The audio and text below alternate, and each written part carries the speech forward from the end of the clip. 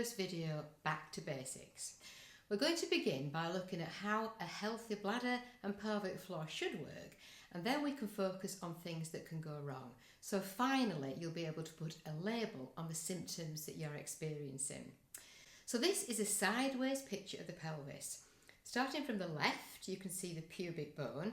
Tucked behind it is the bladder with its outlet, and then there is the uterus, the vagina, and then the back passage or rectum with its outlet, the anus.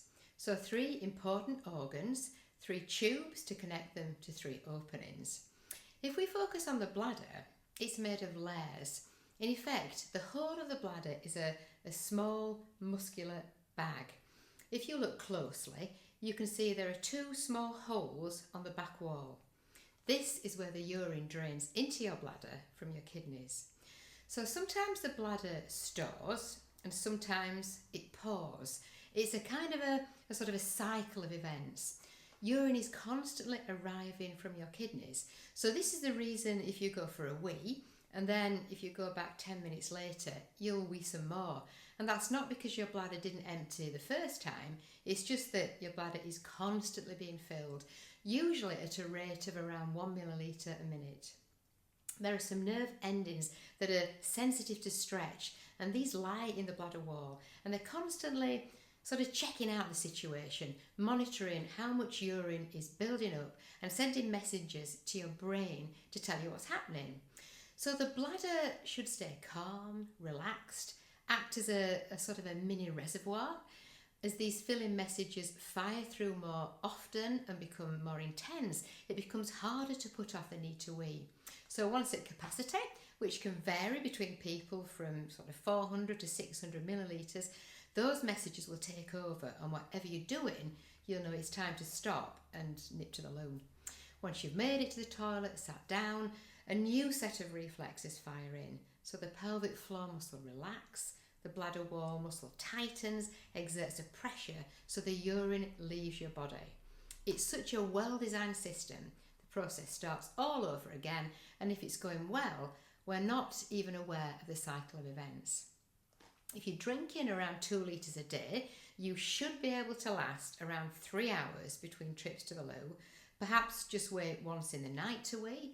You might be thinking now, wow, there is absolutely no way that my bladder could hold that amount of urine, and I could only last an hour between trips to the toilet. When I go to the loo, it's very small amounts, but I feel desperate. I kind of feel as if my bladder's going to burst. Quite often I don't make it on time, and sometimes the leaks are just uncontrollable. Putting my key in the door is a real trigger. All these are typical signs of an overactive bladder. And you know what? It's a really common problem. So what do we do? Well, I'd say in my experience, many women tend to put themselves on the back burner. Kiddies, family, work, just life really. It's so busy. So we just get on with things and we think of ways to stop the symptoms affecting our lives. But the coping strategies we often put in place can often make the symptoms much worse. So we tend to wee just in case. Our mothers told us to do that, and we've probably passed that gem of advice on to our children. But if we wee just in case, that messes up with the bladder reflexes, and it also means the bladder never has the chance to reach its maximum capacity. It's always being emptied when it's only partly full. So over time, we finish up with a smaller bladder. Another common coping strategy is to reduce our fluid intake, but that makes urine more concentrated, and that can irritate the bladder lining, which can make urgency worse. Plus, reducing fluid means our bladder gets used to storing less, which again leads to a smaller bladder capacity. And understandably, we become really anxious about situations when we feel we could be at risk. Long car journeys, traffic jams, having a few glasses of wine out with friends, any environment where we're not sure where toilets might be. Anyone who needs to wee, everyone needs to wee if they feel nervous, but if you have an overactive bladder, then anxiety makes it worse. There are lots of different reasons and times in our lives when our bladders can become overactive. There can be a bit of a familial tendency.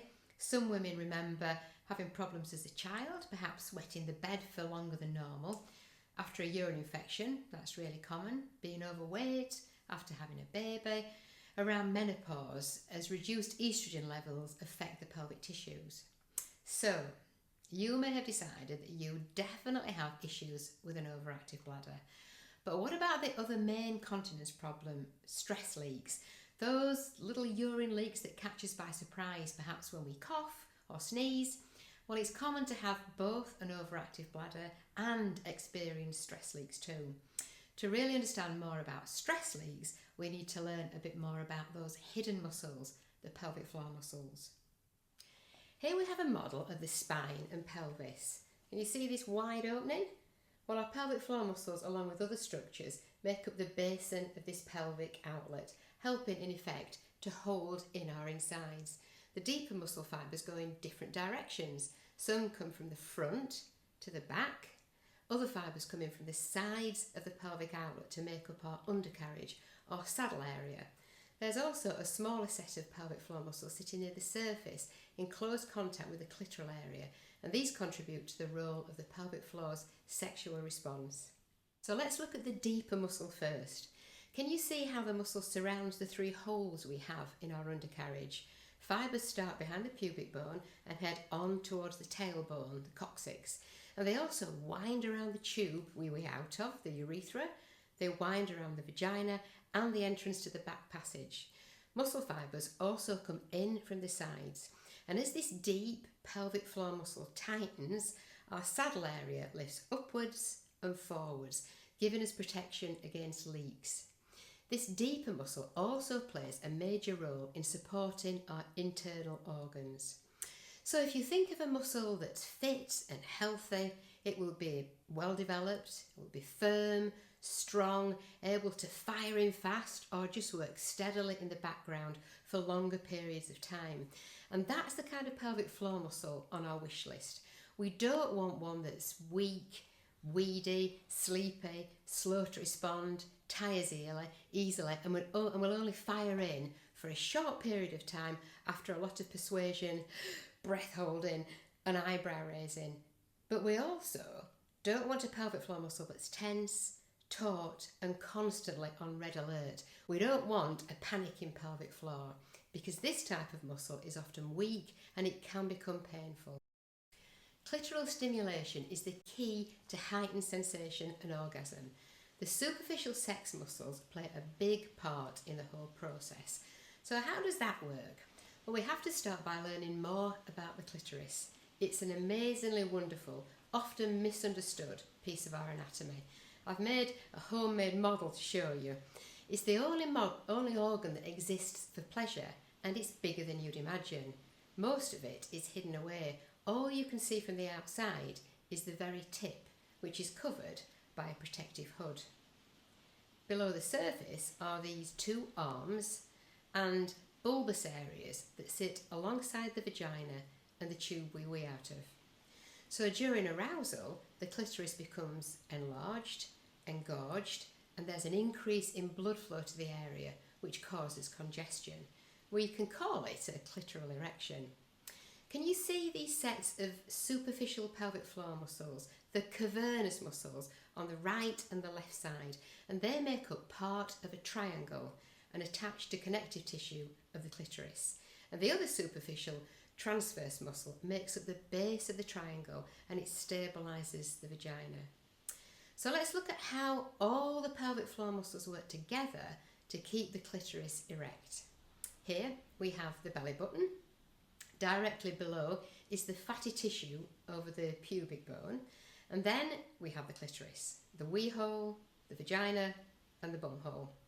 So during arousal, the superficial muscles pull down and help to maintain the clitoral swelling to keep the area super sensitive.